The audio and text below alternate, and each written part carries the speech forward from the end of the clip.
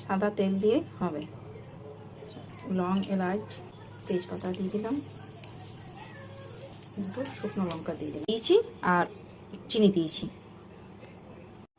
আজ আমি করছি দই চিকেন। এই চিকেনটা দই চিকেনের মতন, কিন্তু চিকেনটা হচ্ছে বনলেস চিকেন। এই দেখুন, এর মধ্যে আমি সব একবারে রেডি করে নিয়েছি। এর মধ্যে দিয়েছি আমি দই, পেঁয়াজ, আদা, রসুন, কাজু, কাঁচা লঙ্কা সব দিয়ে পরে পেস্ট করে একবারে মাখিয়ে রেখে দিয়েছিলাম ওই 2 ঘন্টা মতন। 2 ঘন্টা না রাখলেও হবে। আমি দিয়ে দেবো এটার মধ্যে।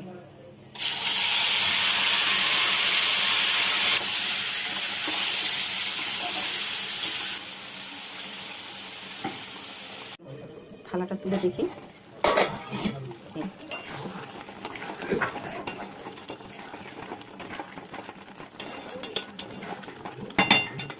দই চিকেন রেডি।